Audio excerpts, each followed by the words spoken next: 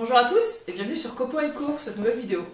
Alors, l'objet de cette vidéo aujourd'hui, ça va être de tenter la conception, l'installation, la réalisation d'une presse à panneaux pour mettre dans ma menuiserie. Parce que j'ai remarqué au cours d'un dernier projet que j'ai mené, que dès que j'avais des panneaux à assembler, même très petits, par exemple les assises de mes tabourets, eh ben, j'étais vite encombrée, débordée sur mon établi pour les stocker le temps du séchage. Et même au moment de la mise en place des panneaux pour les mettre sous serre-joint, la position m'est particulièrement inconfortable. J'arrive jamais à mettre bien les panneaux du premier coup parce que voilà, je ne suis pas dans le bon sens, j'ai besoin de tourner, j'ai besoin de lever, etc. Et c'est vite encombré sur l'établi. Donc je m'y prends certainement pas très bien, mais je me dis qu'une position verticale me faciliterait peut-être la vie pour faire les mises en colle. Donc on va voir, c'est pas dit que ça soit très concluant, mais on va voir. Pour essayer de trouver des idées, je suis allée sur Pinterest et je suis surtout allée sur l'Air du bois. J'espère que vous connaissez, si vous ne connaissez pas, allez-y faire un tour, vous verrez, il y a plein de ressources de gens qui ont partagé leurs créations, leurs expériences, leurs plans. Bref, il y a vraiment pas mal de choses. Et du coup, j'ai vu pas mal d'idées de presse à bois, très variées les unes par rapport aux autres. Il y a même des systèmes tout à fait ingénieux qui sont fixés au plafond et qu'on relève quand on n'en a plus l'usage. Alors moi, c'est typiquement le genre de projet que j'aime bien, mais malheureusement, je ne vais pas pouvoir le mettre en place dans ma menuiserie, parce que le toit est pointu, et en fait, je me sers de cet espace-là pour stocker du bois notamment, pour faire passer des tuyaux d'aspiration. Et j'ai étudié un petit peu la question, peu importe où je le mets, ça va me gêner à un moment ou à un autre. Donc je suis obligée de m'orienter vers une position où il sera statique. Il y a 4 murs dans la menuiserie, 3 sont occupés, le 4e est un petit peu en bazar mais a quand même une petite surface, donc je pense que ça va être ici. Donc il va d'abord falloir que je le débarrasse pour prendre un petit peu les mesures et voir comment installer ça. Et petit challenge, en fait, il y a un compteur électrique, enfin, un tableau électrique qui est ici, et donc il va falloir que je prenne soin de ne pas y toucher. La solution, en fait, c'est que le panneau, plutôt que de le mettre vertical, je vais l'incliner un tout petit peu, et du coup, le tableau sera dans l'angle mort. Alors ça, c'est le projet, c'est bien beau, c'est bien chouette, mais je ne sais pas encore comment le concevoir. D'autant plus que l'idée c'est de le faire quand même avec les moyens du bord, les matériaux que j'ai déjà dans la menuiserie. Alors j'ai quand même des choses qui sont très intéressantes parce que j'avais acheté déjà il y a quelques mois des mâchoires à dormant. Et du coup ça va être particulièrement adapté parce que je vais pouvoir faire des suites comme ça de mâchoires pour tenir mes panneaux. Mais l'idée du panneau, c'est pas uniquement de venir serrer entre eux les éléments de bois pour qu'ils se collent. C'est pas le seul objectif. Le second objectif, c'est de les mettre en pression sur les faces, de façon à ce qu'il y ait le moins possible de vrille. Je vais prendre 2 bouts de bois, ça sera peut-être plus parlant. Admettons que je souhaite coller ces 2 bouts de bois, de cette façon-là. L'objectif premier de la presse, eh ben, ça va être de reprendre le rôle de mes mains, mais avec plus de force, c'est-à-dire de les plaquer l'un contre l'autre. Mais l'objectif que je souhaite aussi mettre en place avec cette presse, c'est de les plaquer face contre face, ici, de façon à les maintenir le plus droit possible, pour éviter qu'au collage, la pression du serre-joint, du serrage, fasse bomber d'un côté ou de l'autre. Donc il y a vraiment un double objectif dans le procédé que je souhaite mettre en place. Donc je vous ai parlé déjà de mes mâchoires à dormant, donc j'en ai quand même pas mal, je crois que j'en ai 8 ou 10. Ce qui est plutôt bien parce que si j'ai plusieurs petits collages, rien n'empêchera de les mettre les uns au-dessus des autres. Enfin, toujours sur la face, mais du coup je pourrais faire éventuellement, si ça fonctionne, plusieurs collages en même temps. Et le deuxième atout, c'est ces éléments en aluminium que j'ai acheté chez le ferrailleur qui servent en fait à réaliser des échelles. Ici c'est la place pour les petites marches qui sont ensuite encastrées.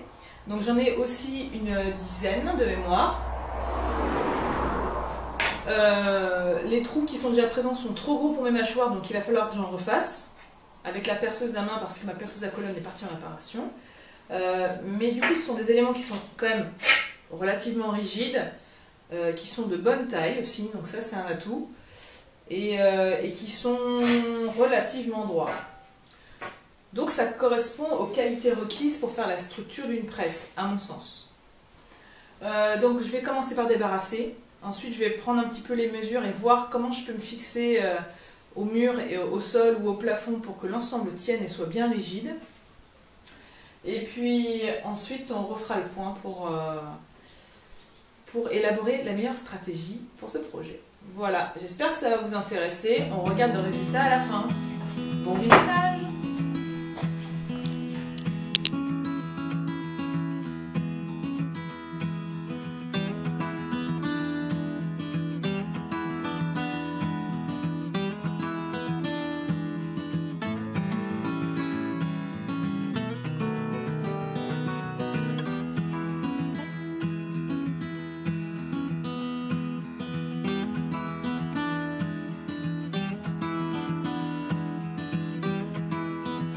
Comme vous le voyez, j'ai un petit peu revu mes plans et finalement je me suis dit que d'utiliser toute la surface gauche du mur, ce serait quand même plus intéressant.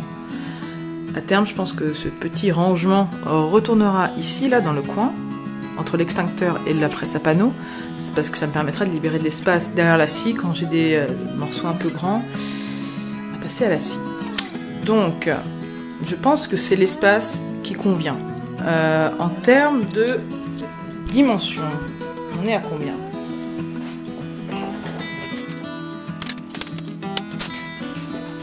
En dimension, on est à peu près à 1,80 m en surface utile en largeur et à 2,30 m en hauteur.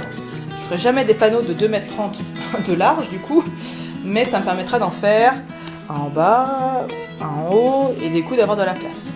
C'est surtout ça. Et puis les morceaux d'alu sont en entier, j'ai pas forcément envie de les couper, parce que voilà, ça me semble intéressant de les garder dans toute leur grandeur. Surtout que ça peut aussi servir à l'assemblage de caissons, de bois, tout de grands tiroirs, donc d'avoir une grande hauteur, des fois ça peut rendre service je pense.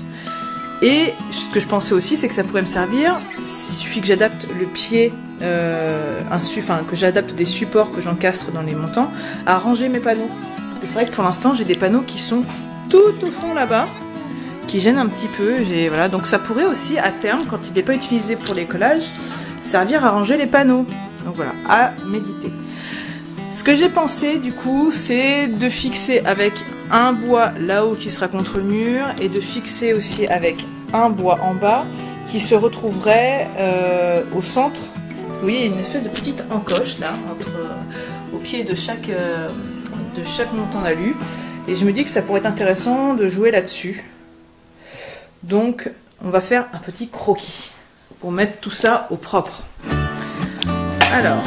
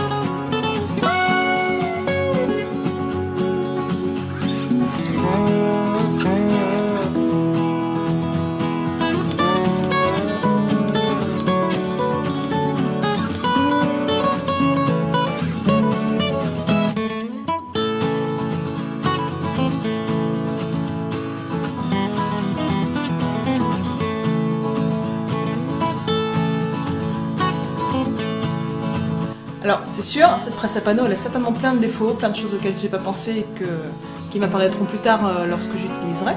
Mais en tout état de cause, ça répond aux critères que je m'étais fixé au début, c'est-à-dire quelque chose qui soit fait avec ce que j'ai déjà de disponible dans l'atelier. Alors moi j'ai fait ça avec des tubes en alu que j'ai acheté chez les Inferrailleurs il y a déjà quelques mois en vue de me faire des montants. Finalement ce ne sera pas des montants. Et si un jour j'ai besoin de me faire des montants, et ben, je prendrai des bouts de bois à la place.